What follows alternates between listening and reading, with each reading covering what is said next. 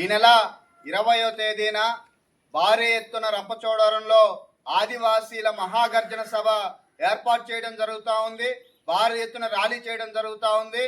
కాబట్టి ఆదివాసీలందరూ తండోపతండాలుగా రంపచోడవరం కథం తొక్కుతూ రావాలని చెప్పేసి ఆదివాసీ సంఘాల ఐక్య వేదిక ఆధ్వర్యంలో పిలుపునివ్వడం జరుగుతూ ఉంది.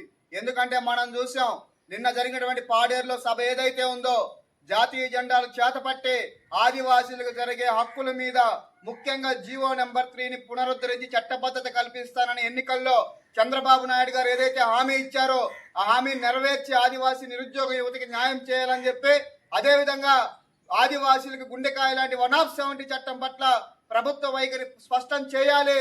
ఆ 170 చట్టాన్ని పరిరక్షించడం కోసం ప్రభుత్వం వెంటనే చర్యలు తీసుకోవాలి. అవసరమైతే రీఫిల్ పిటిషన్ కూడా సుప్రీంకోర్టులో దాఖలు చేయాలని చెప్పేసి తదితర డిమాండ్లతోటి రేపు మనం కూడా రంపచోడవరంలో చేస్తా ఉన్నాం. కాబట్టి రాజకీయ పార్టీలు అన్నిటి పక్కన పెట్టి అన్ని రాజకీయ పార్టీలు వెనుకున్న ఆదివాసీ నాయకులు, అదేవిధంగా ఆదివాసీ ప్రజలు అందరూ కూడా ఆదివాసీ సంఘాల ఐక్యవేదిక తరపున పిలుపునిచ్చినటువంటి కార్యక్రమంలో యువత, నిరుద్యోగులు, మహిళలు అందరూ కథం తొక్కుతూ రావాలని చెప్పేసి కోరుతా ఉన్నాం. ప్రతి ఒక్కరు కదలాలని చెప్పేసి పిలుపునిస్తా ఉన్నాం. జై ఆదివాసీ, జై జై ఆదివాసీ.